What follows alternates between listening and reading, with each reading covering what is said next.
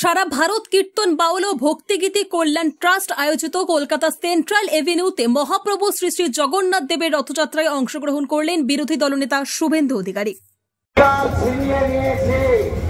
আমরা বারুণী মেলায় দেখেছি, আমি নিজে অংশগ্রহণ করেছি। হরিবোল মন্ত্রে লক্ষ লক্ষ ভক্ত সমাগম হয়েছে সেখানে। ঠিক একইভাবে আজকে আমরা রথযাত্রায় গোটা পশ্চিমবঙ্গে আমরা আমাদের হিন্দুরা তাদের শক্তি দেখাবে শান্তিপূর্ণ ভাবে। আর পরিষ্কার ভাবে বলতে চাই, যত খুশি ভাস্কর্য তৈরি হোক, মন্দিরও তৈরি হোক, আমাদের আপত্তি নেই, কিন্তু আমাদের চার ধামকে নিয়ে খেলা করার অধিকার কারণ নেই। পুরী ধামকে আপনি বদলাতে পারেন না, পারবেন না। আর ওই শামসুদ্দিনের দোকানে তৈরি করা হালাল মিষ্টি কখনো মহাপ্রভুর প্রসাদ হতে পারে না।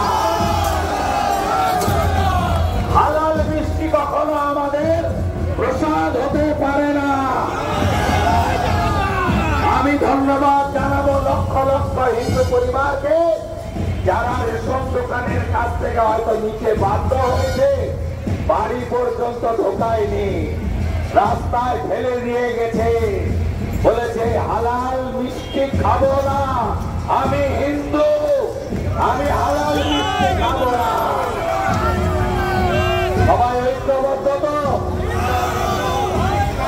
ছাব্বিশে এটা সরকারি মেলা হবে তো?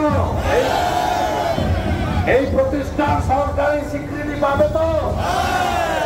সমস্ত শিল্পী যারা বঞ্চিত এই সরকারের দ্বারা, ছাব্বিশে পরিবর্তন আপনারা আনুন, এই সংগঠনকে স্বীকৃতি।